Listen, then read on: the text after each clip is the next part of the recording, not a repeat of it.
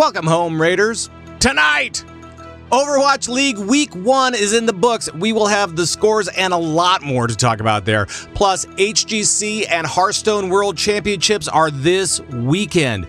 We'll get you ready for some amazing esports over there. Plus, World of Warcraft had some major announcements on the near future of the AWC and also a return of the Mythic Dungeon Invitational as Convert to Raid presents the Battlenet News.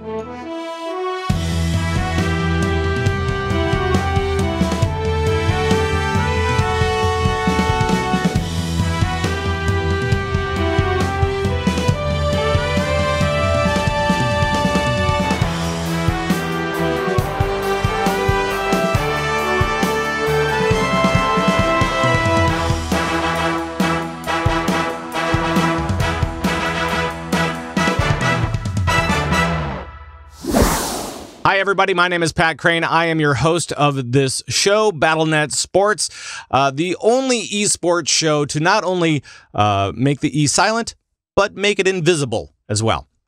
Welcome. We have a very large show this week where we're talking about not only about Overwatch League, which is on everybody's minds, but also on Heroes of the Storm HGC, plus Hearthstone HCT, plus World of Warcraft stuff and more. So please stick around and enjoy as we bring this to you.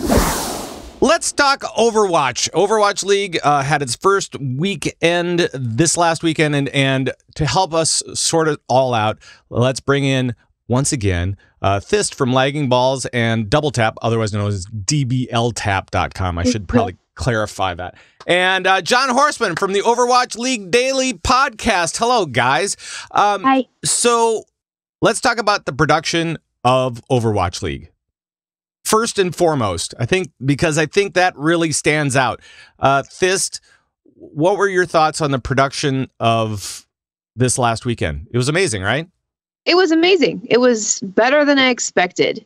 It's just like we saw in the preseason how polished it looked and how bright and spiffy. I don't know if spiffy is like the best word, but that's the one that's coming to mind at the moment.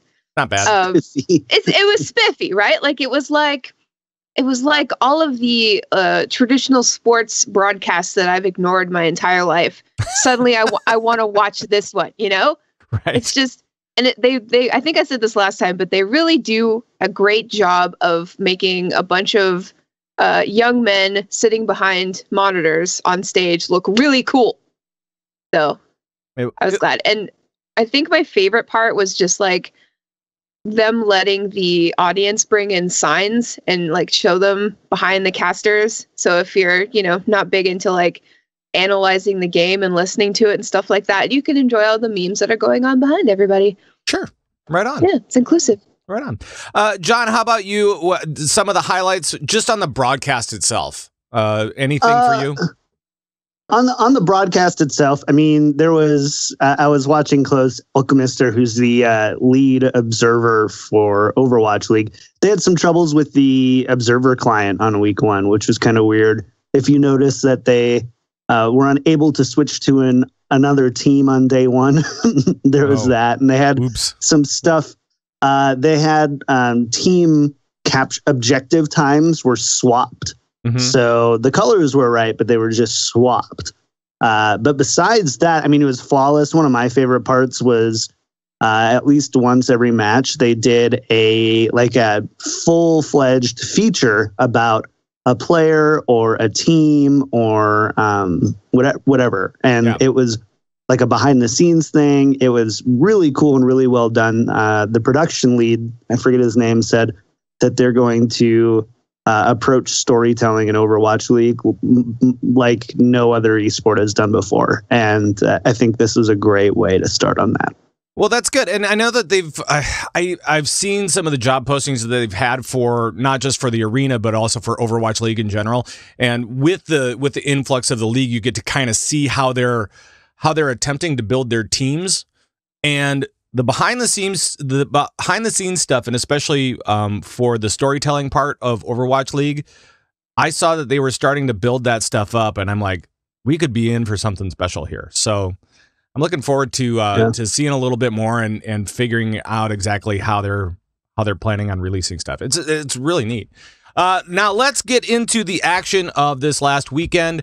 There were some teams that didn't fare as well as I had hoped, and then there were other ones that far surpassed what I expected. And one of them that actually didn't really live up to the hype. Well, not really. They just lost. It was NYXL. And was it because of the teams that they were up against that they were not doing quite as well? NYXL won both of their games. Oh, shoot. I'm sorry. It was, I didn't have the standings up. Outlaws? It was Dallas Fuel. I'm sorry. It was the Dallas Fuel. Yes. Dallas Fuel, they played really well, but they didn't seem to manage their games very well, right? Was that the case? I mean, they were up against, probably their biggest opponents this week. That's not an excuse. I don't know, man. It's just from what Effect said the other day, he said that they were having trouble with their tanks and the synergy between their tank players. And I know that he spent a lot of time on Widow when he should have been on Tracer, kind of carrying the team through. Sure.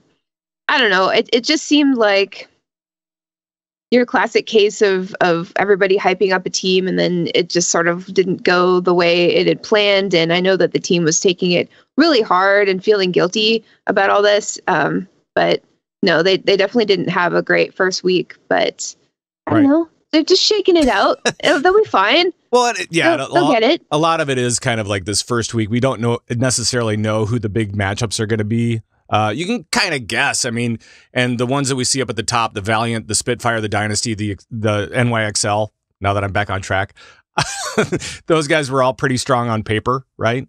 And now that we're into it, they're at the top. And I think that, John, one of the teams that you were talking about this weekend via Twitter was the San Francisco Shock. You were saying, oh, they're underrated. No, they're overrated. No, they're underrated. Yeah. What teams surprised you this weekend? I think it would have to go with the Los Angeles Valiant, honestly. I think that's been a big one. We've seen, so the Los Angeles Valiant is formerly the core of Immortals with the addition of a couple other players, most notably Soon and Unco, who were from Rogue. Mm-hmm. Arguably the biggest Western powerhouse in Overwatch besides Envious, which is now Dallas Fuel. And the Immortals roster really struggled with not having a tier 1 tracer. So they brought in Soon. And if you look at Soon's stats, he's not the flashiest tracer in the world by any means. He's not going to turn heads like some of the other tracers might. But the stat that surprised me the most is that he died significantly less than any other tracer in the league. Just like, wow. That kind of grinder, right? Mm-hmm. We don't see a lot of tracers do well by not being flashy and not being the big playmakers. And Soon made big plays, don't get me wrong. But it was very surprising, especially considering that the Valiant had to take on the Dallas Fuel, and they beat them 3-0. It's also worth noting, so they drew one of the maps. They drew on Horizon Lunar Colony, I believe. Okay. I think so. Or Temple of Anubis, one of the two. Which is why, Horizon Lunar Colony, they drew, which is why it's 3-0, not 4-0 or whatever. Right. The Valiant are one of the best dive teams in the league. They've got an incredible dive composition. That's how Immortals had done so well in the past. They're just incredibly good at that. The Dallas Fuel are known for their ability to really come up with some surprising and wonky kind of hero picks and stuff. They're really innovative in what they field. Mm-hmm. And in the past, that's worked out really well with them, but they're playing tier 1 talent now. And it's kind of hard to say that these surprising compositions will beat just, traditional, super well coordinated dive, and that's what we saw for the Dallas Fuel. Why they lost, but I think the Los Angeles Valiant have to be the big surprise here, and of course the Philadelphia Fusion as well, taking out. Oh my God, I can't remember it. It was the Houston Outlaws, right? 3-2. So. The Outlaws have not had an easy go of it. They have played some of the most difficult teams in the league. They haven't won once yet in preseason or regular season, but they've played Dallas Fuel, Philadelphia Fusion. They played the Excelsior. I believe they did play, where is that? The Fuel and the Dynasty.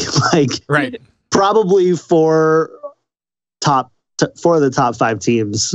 Yeah. So well, and what was it about? So another team at the very bottom is the Shanghai Dragons, and I think that those guys, did they even win? How are their games set up? I know that they lost one 4-0. What was the other one? 3-1 against the Shock. 3-1. Yeah. Okay. Or 1-3. So they lost. So are they just are they? Well, I guess. What is the strength of the Dragons overall? Because I mean, what is their core strength? Are they really able to stand up in this pack at all? I mean, they've got Undead, right? He's good. Well, one player doesn't necessarily make a team, though. That's what I mean.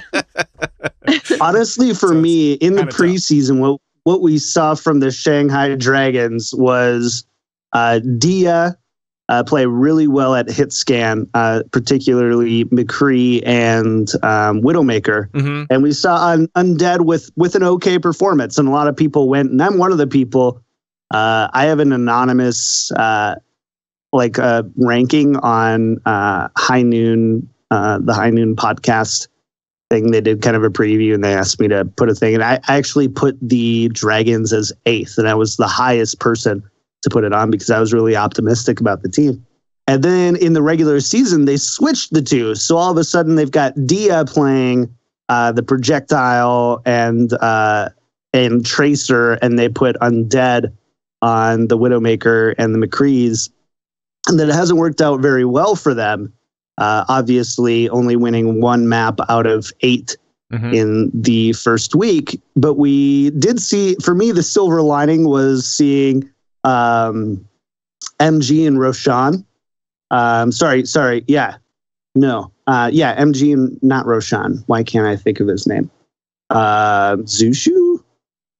It was Roshan and MG and Roshan and MG. Yeah. Why do I doubt myself? Never doubt yourself, John. Right. Their tank play was really poor in the preseason, and they definitely stepped it up there. So like their tanks, if I had to say anything, I think that their tanks are capable. I still think that they need to switch Dia and Undead back.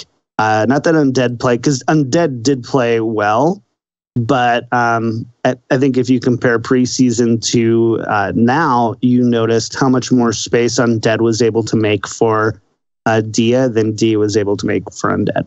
So let's talk a little bit about your boy Pine Fist. Pine was super impressive for New York. He didn't even need the Deadeye thing for McCree. He was just popping people left and right, just killing them. Yeah, I feel like he's single-handedly responsible for the sudden influx of McCrees when you're doing quick play. There's McCrees everywhere.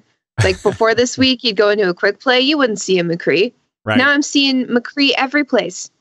And that's fine. I can deal with a McCree, but just because you see Pine being McCree on the TV doesn't mean that you're a good McCree, okay? Right. Just so everybody knows. But Pine is incredible. And I think it was one of the guys, one of the commentators was talking about how if they bring in Pine, it's showing massive respect to your team so that he can just kill you all. Yep. Seriously. It's like, New York is just like I picked them somewhat arbitrarily in the beginning as my favorite team just because I work in New York, but like they are killing it and I'm so proud. It's so good. Right on. Yeah. I'm kind of torn because I do love Dallas now. I've fallen in love with that team. They might be my favorite.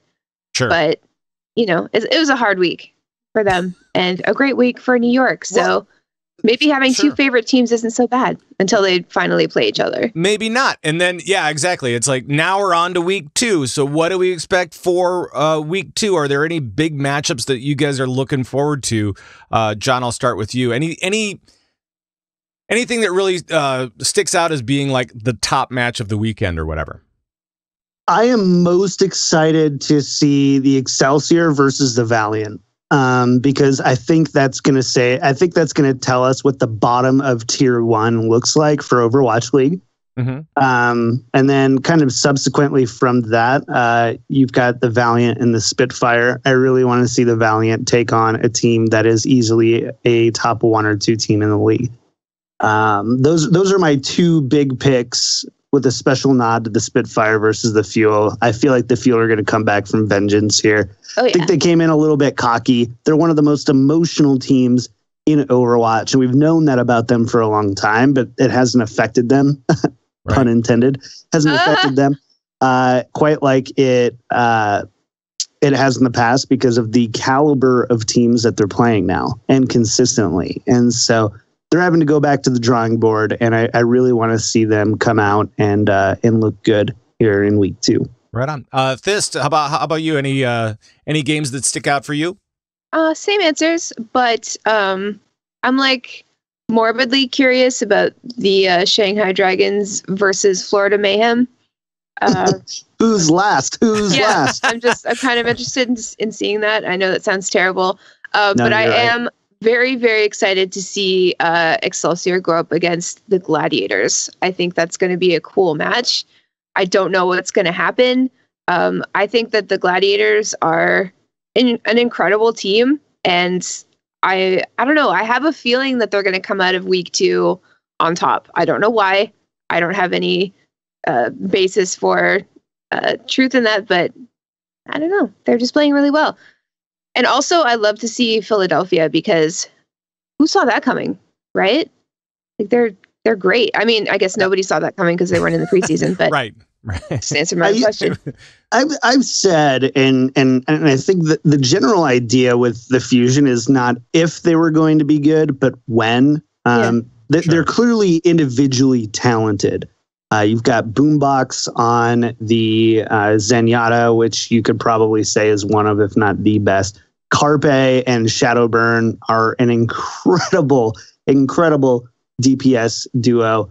And then you've got the Fraggy, I thought played really well. Fraggy and Poco. Like if you saw Poco's Diva Bombs this past week, you'll be like, there were some really good ones.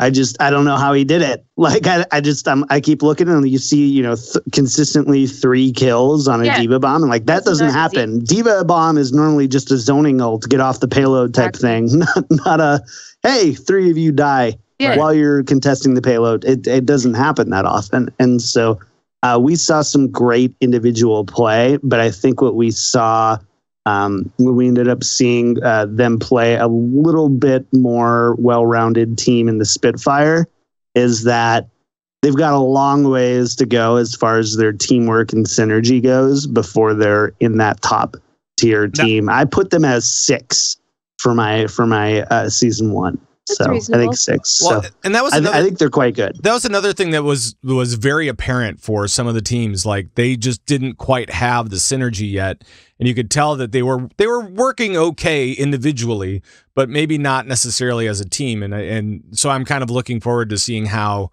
that plays out over the course of the next 6 months. Really, 5, 6 It's a months. marathon. Yeah, it's a marathon. Like it's. I'm going to be really interesting to see what the type of fatigue looks like from players in 4.5, 5 months when we're getting kind of deep into the final stages of the Overwatch League season 1. And I'm like, right now it's really cool because after everybody is done playing, you can go watch XQC and Silk Thread stream. And I'm like, that's not going to last very long.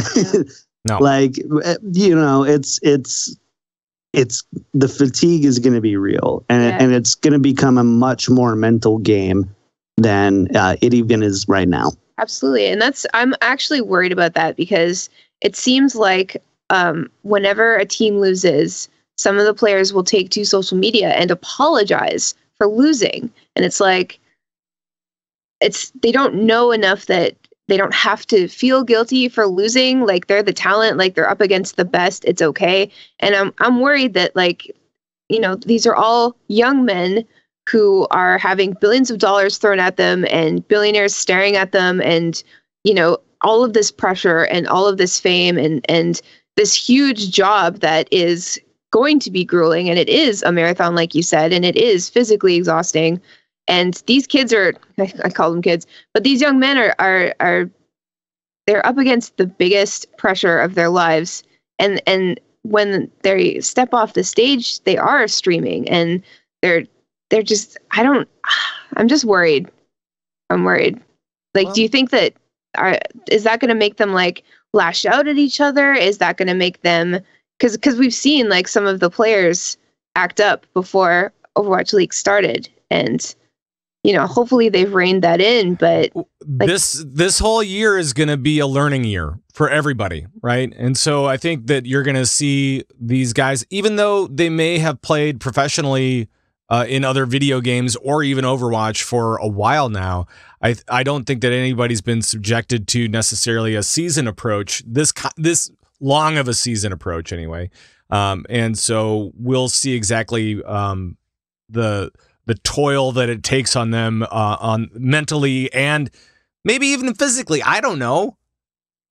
They do. I mean, the Valiant have a mental coach and a physical coach, and multiple teams do. I just know the mental coach for the Valiant, and he's a really cool guy. And the way that they're approaching health overall is just kind of a night and day difference than what we've seen in the past. And again, it's that level of taking care of your players and realizing we need you for 6 months, not one weekend in February for this tournament. That's $100,000. Well, and also like the culture clash, right? Because you have all these different cultures coming together, sometimes in the same team, and you have to try to figure out how to mesh all that stuff together. So it's interesting. It's a variable powder cake. It's a powder cake, Pat. Yeah, it really is. It really is. It's very interesting. Speaking of powder cakes, real quick, I just kind of wanted to touch on this.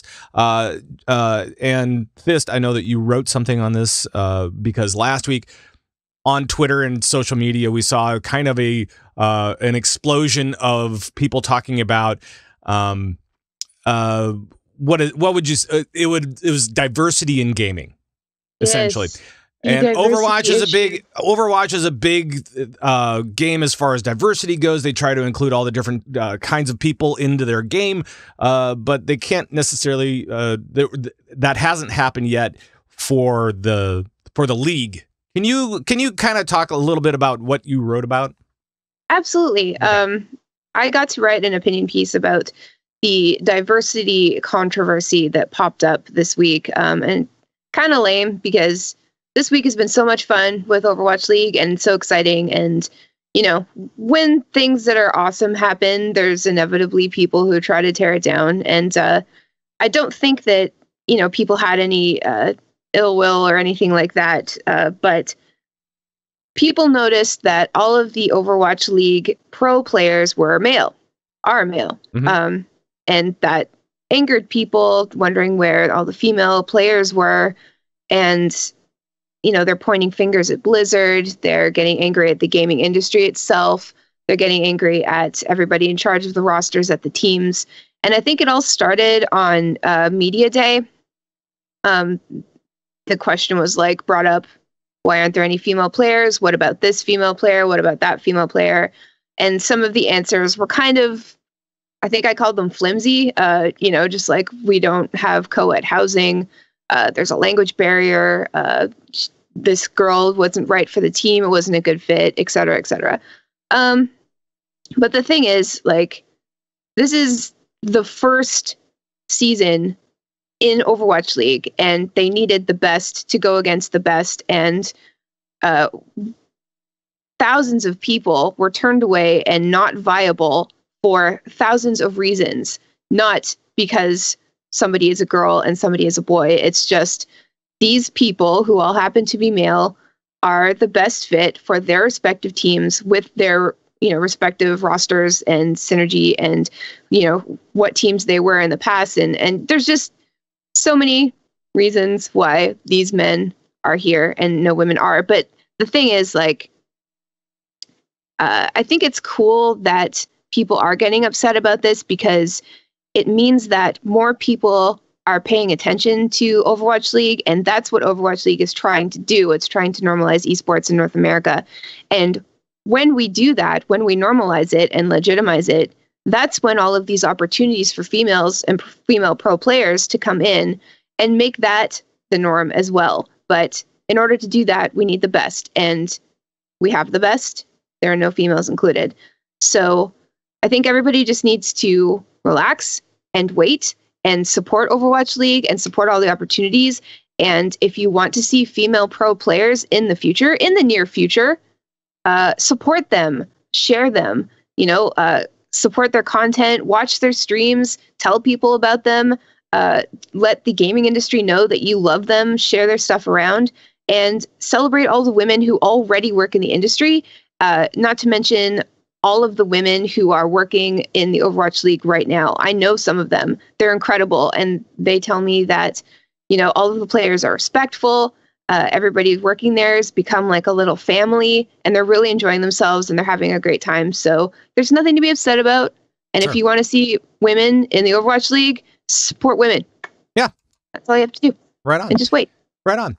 All right. So with that, I think we'll get going. But I just want to tell people you can see Overwatch League on Twitch. We were talking about this last week. We were like, what's going to happen with it? No, Twitch. And also the app. The app is really, really great. I want to just say that the app has been amazing. An amazing point of reference to be able to watch plays, especially when my wife wants to watch something else. And I'm like, nope, I want to watch Overwatch League right next to you. Yeah. So, but it's really cool. So go get the app and make sure to watch it this weekend. Lots of great games. Once again, it kicks off Wednesday through Saturday, now until forever. Now until June. This is our life now. This is our life now. Right. And make sure to check out John Horseman on the Overwatch League Daily podcast, and also Thist over at Double Tap, dbltap.com, and the Lagging Balls podcast. Once again, thanks, guys, and I'll talk to you soon. Let's talk Hearthstone. The HCT, the World Championships, are actually this weekend. I think it's January 18th through the 21st. $1 million prize pool, all that kind of stuff. But of course, I can't make sense of it on my own. So I've asked a friend of mine from the Angry Chicken, Jocelyn Moffat, to come in. Hello, Jocelyn. Hello, Pat. Thank you so much for having me. Yeah. So let's talk a little HCT. What are we expecting for this weekend? What's going on? Well, we've got our top 16 players that have qualified through 3 different seasonal tournaments. Plus, we have the top point earners from each of the 4 regions that are going to be competing for, as Pat mentioned, $1 million in prizes, which is huge. That's pretty awesome. But this year, it is. It's so great that they're throwing so much weight behind Hearthstone. This year, it's slightly different because we don't actually have equal representation from all of the regions with our players because they qualified through this tournament system. We have 5 players from North America, 6 from EU, 2 from China, and 3 from Asia Pacific. So in previous years, we'd had kind of 4 from each, but this year is a little bit different. So with that kind of roundup, I mean, what are you as an enthusiast of HCT? What are you expecting as far as who are you looking to see kind of round out the top? I don't know, several folks. The top several. Well, isn't that a thing? Isn't that yes. thing? Right. What they do is they play through an open group stage, and then there's a top 8 that advance into a single elimination bracket. So the top 2 from each of the 4 groups. Okay. And there's some definitely, well, all the names in the top 16 are names that we're familiar with. They're all players who have a lot of experience, have been through the tournament scene. We've seen them win events like DreamHacks. So they're all very well-known names. But specifically, Stanudachi, Hoj, and Surrender all won their seasonal championships. So I think that they are definitely players to watch. Although Stanudachi, when he won, his championship was actually in the previous standard year. So he played in an entirely different meta with cards that just don't even exist in standard anymore. They've rotated out. So I think if you're looking for a seasonal champion to back, then you're probably looking at Hoj or Surrender. Surrender won the most recent one. But there's also players who have been to world championships in previous years. So we've got Kalento, Tom 60229, Purple, and Nyria have all been to world championship events before. So they've got that experience.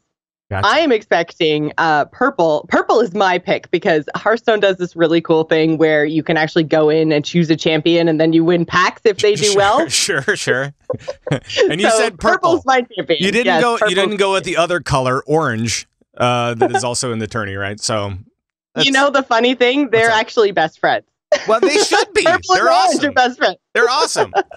They train a lot together. Orange has been putting in a lot of work this year. I expect big things out of him. I think he'll make top 8, but he's also known to be quite a kind of emotional player. He runs very hot and very cold.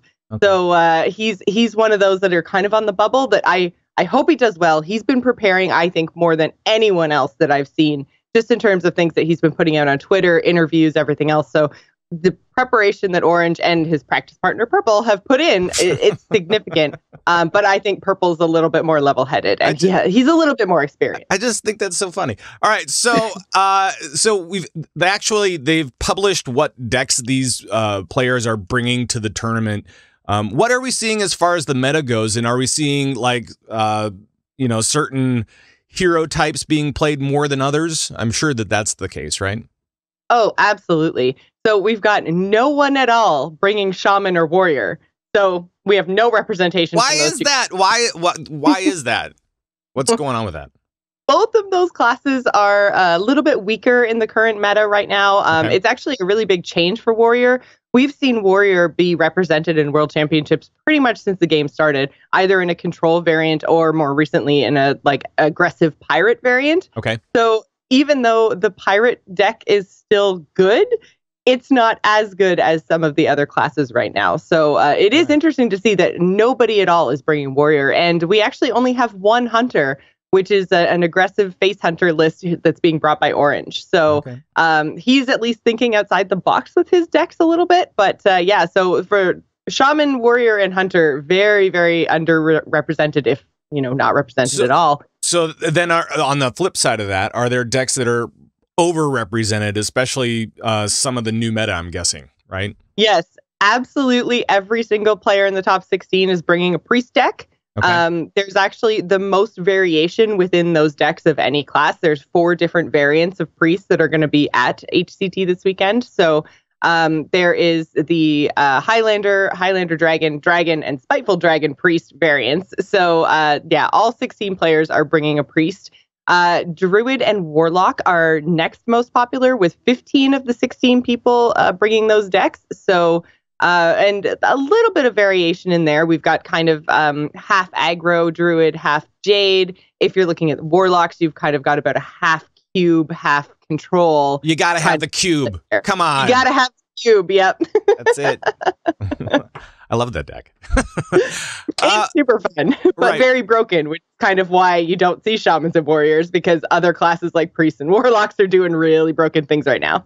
Right. But broken fun. Broken fun. That's it. So what other insights do you have on this tournament before stuff kicks off on, it's the 18th, right? So just so it's the 18th, but it's actually happening in Amsterdam in the Netherlands from the 18th to the 21st. So if you are listening to the sound of my voice and you live in California, it actually starts January 17th, because it's going to start at 11:30 p.m. Pacific your time. So for me, it starts in the middle of the night at 2:30 in the morning, but I'm still going to watch. Right. Of course you are, because you're silly like that. Right. But bring some fun deck facts really quickly. Absolutely. So The Patches the Pirate is our most popular legendary, even though no one is bringing strictly pirate decks. So 23 of the 64 decks brought by these players feature Patches the Pirate. All 15 warrior decks are using the Death Knight Blood Reaver Gul'dan. So that's something to watch for. That's just kind of showing a little bit of his power, that it doesn't matter what variant of Warlock you're playing, you're still using the Death Knight. Right. There are 27 decks that feature Corridor Creeper, which many say is the most powerful neutral card to come out of Kobolds and Catacombs.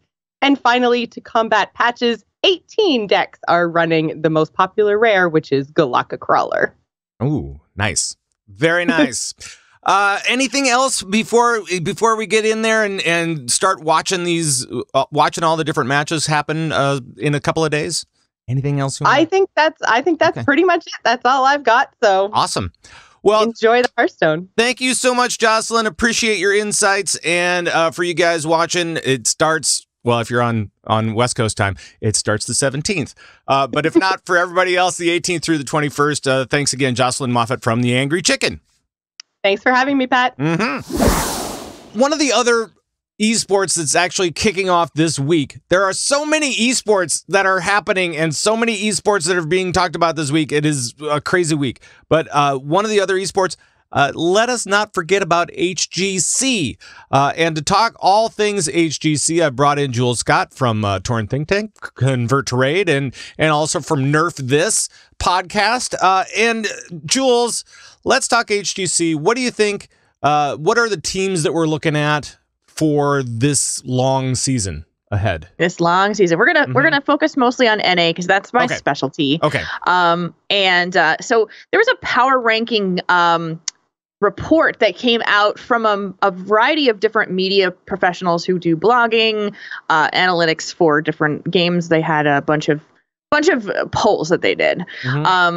Power rankings came out and ranked the teams as such from NA. Team 12, which is formerly Roll20. Okay.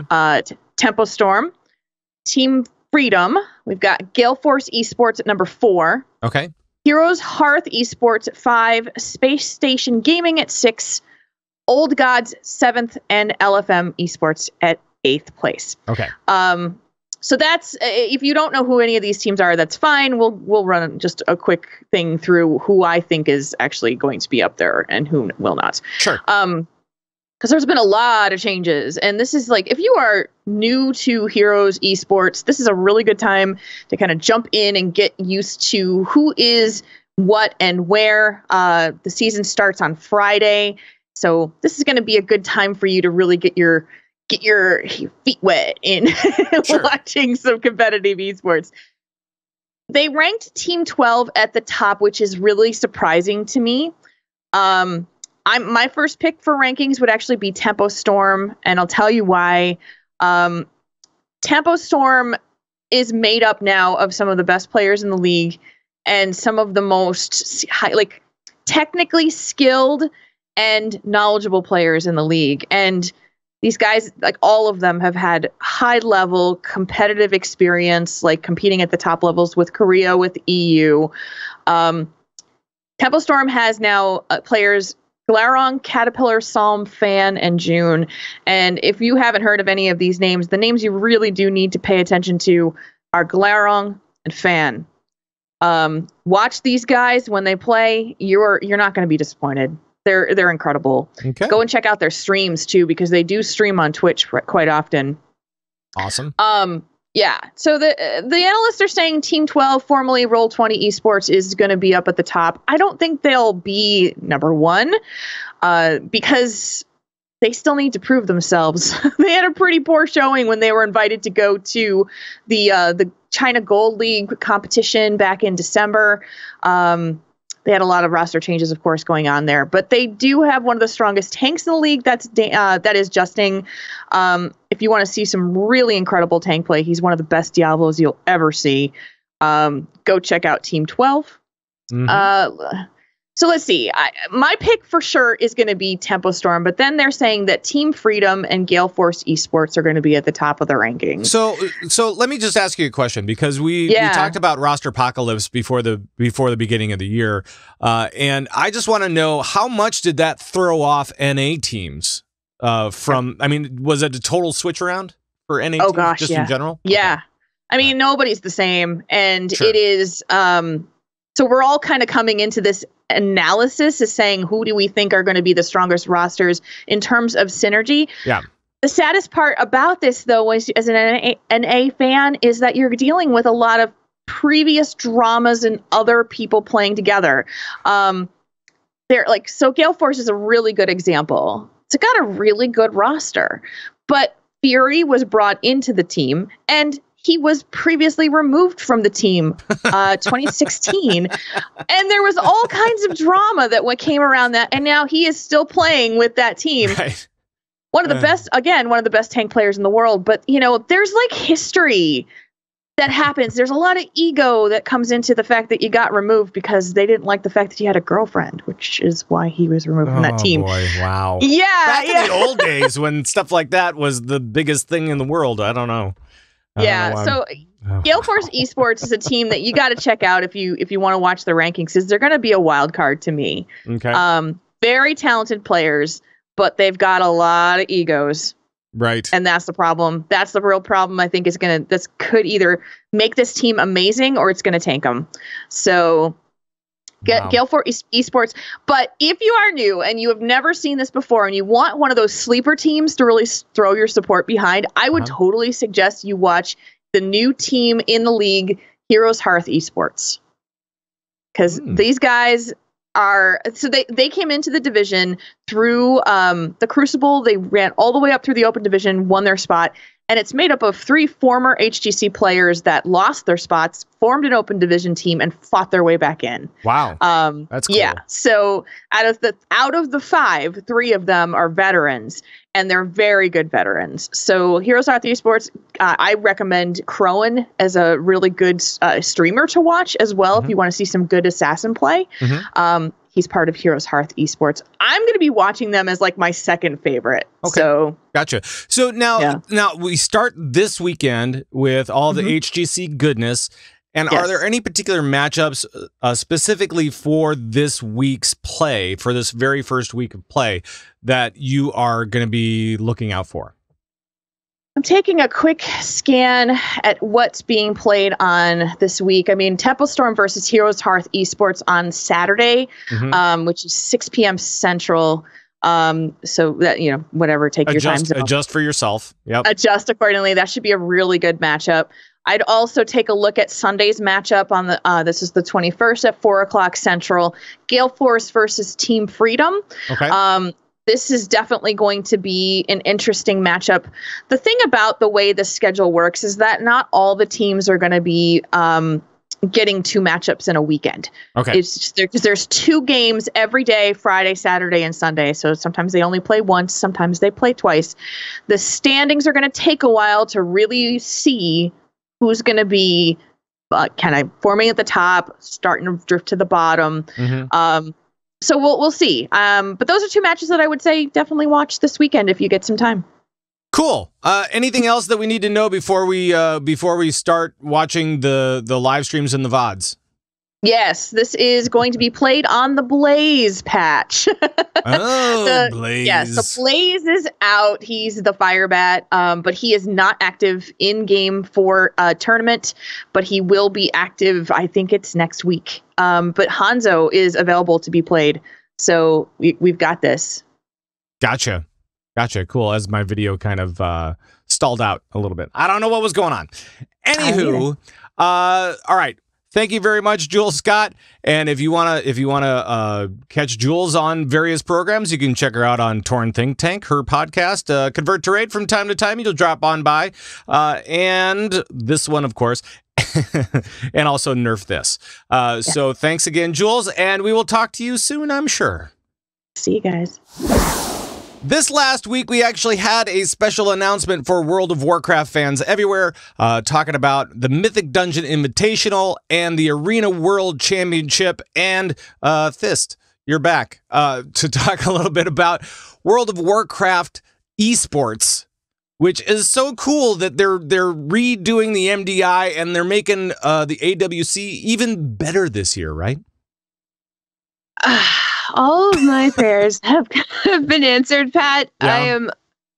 It's just the MDI was an exciting idea when I heard about it last year, but when it actually came to fruition and watching it, it's just like way more exciting than I expected it to be. And people had their doubts about it. They're like, oh, we're gonna watch people do dungeons like I do dungeons all the time. But that's exactly why it was exciting, because it was like the best people doing the hardest dungeons and doing the hardest content. And it was incredible. Like, as an average WoW player, average as in like I PvE only and I do dungeons regularly at least once a week to get gear.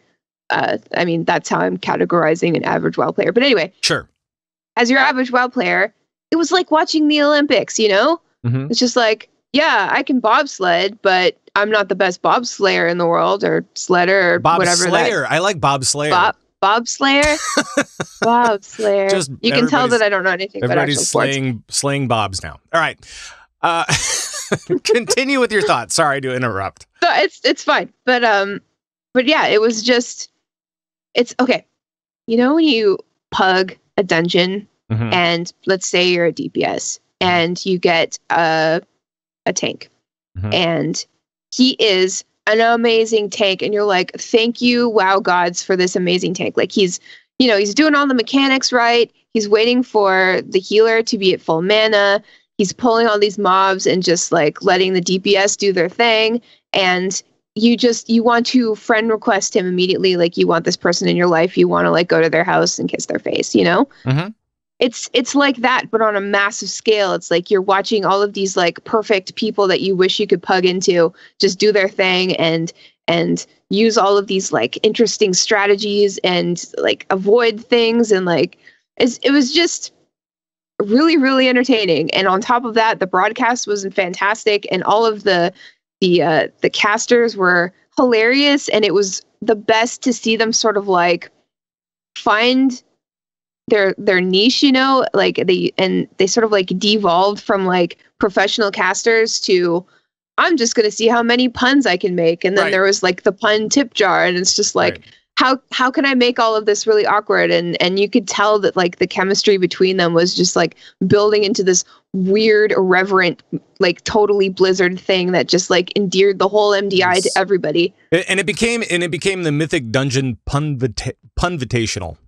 Yeah, right? it did. Or And it was Pungent. I don't know, hilarious. whatever it was. Pungent, whatever it was. But so it was a serious esport broadcast, but it also just felt like you were doing dungeons with your friends and listening to your friends in voice chat. And I wanted that back, and it is back, Pat. It has come back, and it's better than ever. It is better than ever. So, some of the things that they're doing that's new. I'm just going to talk about the new stuff a little bit. Yeah. Because we have the Proving Grounds, which they did last year, kinda, right? But this year it's going to be a little bit different. And then they're going to go to the time trials. And this is going to be on the tournament realm. So they're going to bring people onto the tournament realm, and then they're going to do time trials, which I think is smart. And then goes the regional finals, and then to the global finals. So as far as the Proving Grounds goes, last year they just said it's open, right? And then they just let people kind of run dungeons, and then they took the top people, the top 32 teams, I think, and then threw them into the mix and said, let's just do this thing. Yeah, it was like a big old experiment. But this time around, they're for the Proving Grounds, they're doing something. They plan on doing something easier to get onto the tournament realms, right? Is that what they said? I think that's what they said. Okay. So in the time trials, the teams will compete on specific dungeons and post their best times. And I think it's like the top 8 teams will go through to the regional playoffs. Right. And then obviously those regional playoffs will be broadcast. And I'm really excited to see that. Yeah. Well, and the cool thing too is that for the global finals, which will be the top 8 teams total, right? The top 8 teams will probably start playing over at the Blizzard Arena, the new Blizzard Arena, live on stage a little bit more pressure, and it'll be a LAN game, so it'll be nice and even, and everybody's going to fly to California. And I'm guessing that this is also going to be around BlizzCon time. We don't have the specific details on that, but it should be somewhere around BlizzCon, I would guess. I hope. I couldn't imagine it any other time. Really. It would be, I think it would be a gamble to have it before BlizzCon. Like you want butts in those seats for this. Right. Because this too is an experiment. Because like we were all perfectly happy to spend hours on the weekend watching this from home, effectively watching other people play from home. But this time they want to bring the players in, and they want to bring people in to watch. And like if I can make it out, I'm absolutely going to. Like I am so hyped for this. And if anybody watching can make it out, please let Blizzard know that you support this and try to go and watch. Like it's going to be insane. It's going to be amazing. It'll be good. It'll be fun. The biggest change about this whole thing is allowing players onto the tournament realms after, kind of like passing the lower bar. Yeah. Put them on the tournament realms, give everybody the same gear, the same legendaries, the same chances to participate just like everybody else. So then it really is skill against skill. It's not necessarily going to be gear related at all. Exactly. So this is like real deal. I'm super stoked for this, and I can't wait to see exactly what happens. And apparently, each region gets their own weekend. Oh, really? To compete, yes. Nice. And the format is different. It's going to be double elimination, giving teams to like try again if they mess up. Right. So the Keystone level is going to change throughout the course of the tournament. So we can see them like barrel through easier keys and work on the harder keys too. And I think that's going to be so interesting to see. Like I just want to see like the best team, like Free Marcy, blow through a 12, Right. Like absolutely nothing. Like I want to see them pull the whole thing. And then they hit a plus 35 at the end. Yeah. Oh. Right. Plus 35. Let's talk a little bit about the Arena World Championships as well, because they're actually changing that up quite a bit for NA and EU. I think we are still waiting to hear what the other regions are going to be like, but we know a lot more about NA and EU. And really, that's all I care about because it's NA and EU. Take that. So APAC. It sounds like they're upping the number of tournaments, the number of cups that they normally have, right? Yes, they are. It's going to be amazing. Each event is going to have 8 teams. So like 4 from EU, like you said, and 4 from NA. So I'm having trouble like trying to figure out how this is all going to shake out, but I'm glad that there's going to be more to see this year. So they're saying that the first Arena Cups are starting soon, TM. Actually, we know? it's not even. We know it's February. It's the beginning of February. It's going to be February? February 4th. The weekend of February 4th is going to be the first cups, and I think that's NA. And so each of these, so they're doing 18 cups essentially between NA and EU, 9 apiece, and they're breaking it down into seasons. There's actually going to be 3 seasons. 3 seasons with 6 cups each, so that would be total of 18, grand total. Right. And each of these cups has a $10,000 prize pool, and then you go to the seasonal finals for 2 of them, for winter, spring, and then the summer one, right? Right. And then the other one, I'm guessing, is going to be BlizzCon again. So of course, those guys just go to the finals. Come on. Let me just go to BlizzCon. Right. Congratulations, you're going to BlizzCon. That's right. And each of those seasonal finals has $100K on the line for the entire prize pool for each of those. So that's cool. And then for the Arena World Championship at BlizzCon, my guess, again, even though they haven't said the date, it's got to be BlizzCon, right? Of course. I mean, that is $280,000 prize pool, which is nothing to sneeze at. My So God.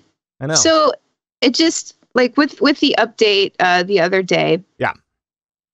It's nice that, like, do you think that because they have this esports arena now, they're trying to like push out more esport content, or do you think that World of Warcraft esports is gaining popularity? Like I can't tell, like I am super stoked about all of it, and I always have been.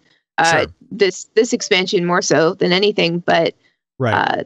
Well, and like, and here's how I kind of see it. So the way that I see it is they have put everything into place, and we saw this from a couple of years ago when they got all the MLG stuff, right? So they bought up MLG and they just held on to it, and you thought, oh, they're just holding on to it forever, not doing anything with it. No, they were in the background. They were working the whole thing.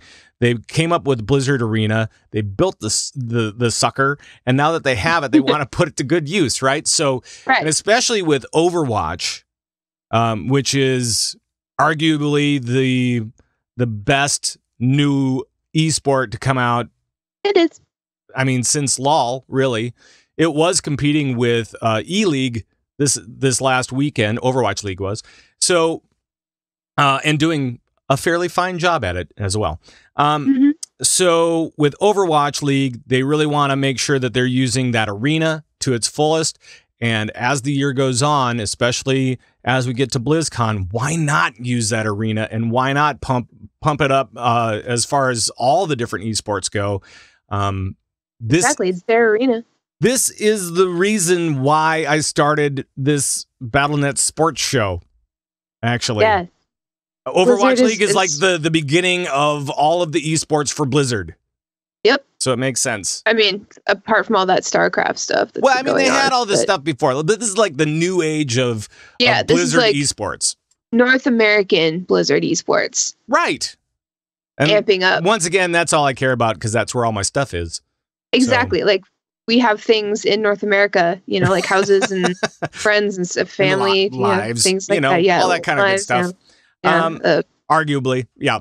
Arguably, so perceivably. So it's really great to see that they are stepping up their production. They're stepping up all of the different prize pools for all of these different things. They're putting more money into WoW esports, which is pretty cool because WoW has been around a while.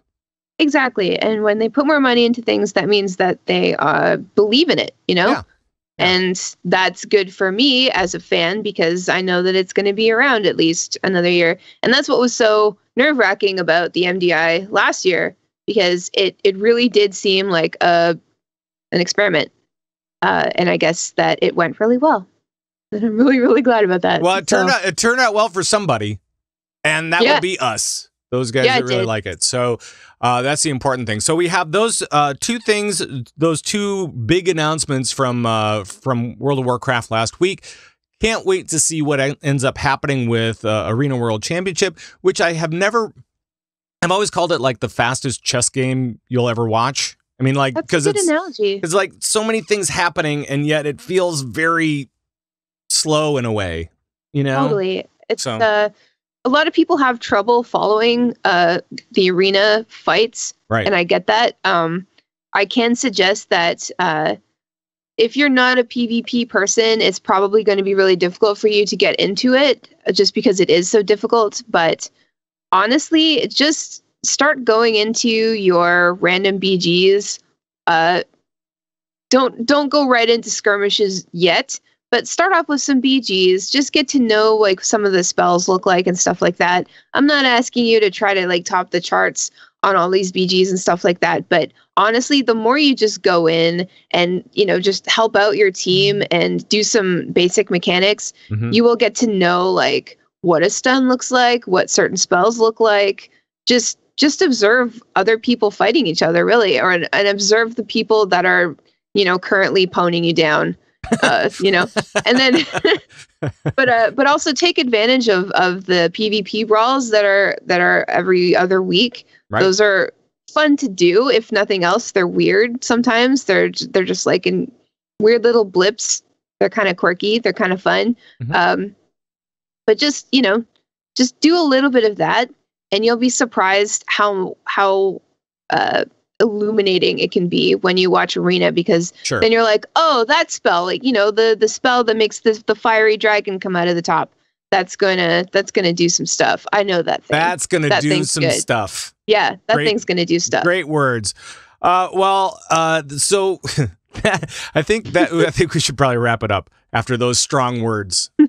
I don't know. That's a very strong opinion. I don't know. But you can look forward to it. So the MDI, still no word as far as timing goes. AWC, the first season kicks off in February, so be looking for the first cup, I believe is February 4th, that weekend. So already starting, and we've got a lot of WoW esports to come. So thank you, Thist, once again from DBLTap.com, and you can find her podcast at Lagging Balls. So there. Thanks. Rob. And that is going to do it for this week's Battlenet Sports. My thanks to all of our special guests this week, Jocelyn Moffat, Jules Scott, Thist, and John Horstman. And thank you for joining us as well. Make sure to check out all of the delightful Convert Trade things over at ConvertTrade.com, our brand new website. Well, it's not brand new, but it did get a facelift. So check out ConvertToRate.com for more shows and more things from all of us, from everybody here. And for all the guys at Convert Trade, we'll see you next time. Bye-bye, everybody. Bye-bye.